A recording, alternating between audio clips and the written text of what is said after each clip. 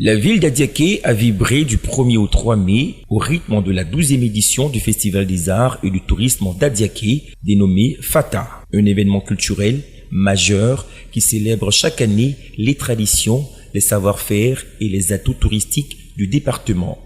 Créé en 2012 par M. Jules-André Akani, le FATA est devenu un pilier de la vie culturelle régionale. Il vise à promouvoir la diversité artistique, à valoriser les richesses patrimoniales du peuple bétibé et à faire découvrir les trésors cachés d'un territoire à fort potentiel touristique.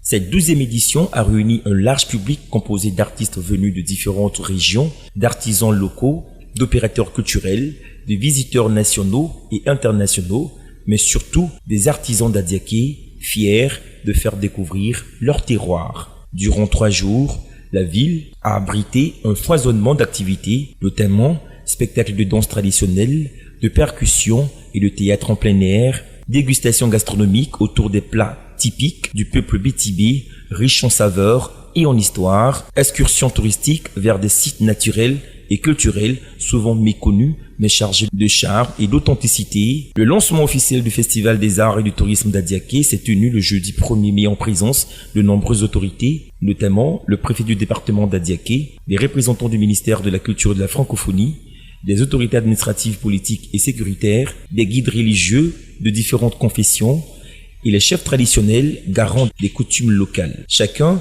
a souligné l'importance du FATA dans le rayonnement culturel et touristique de la région, mais aussi son rôle dans le renforcement du vivre ensemble, la cohésion sociale et la transmission des valeurs ancestrales aux jeunes générations. Le festival que nous célébrons aujourd'hui n'est pas seulement une vitrine culturelle.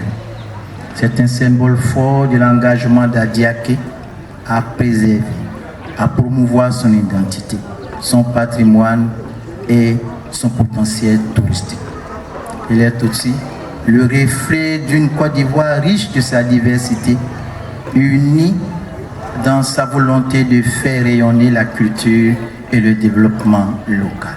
Cette édition a été l'occasion de saluer l'engagement sans faille de M. Jules-André Akani, commissaire général du festival, qui depuis 12 ans œuvre avec passion, détermination et parfois même avec peu de moyens à faire du FATA une vitrine culturelle d'envergure nationale.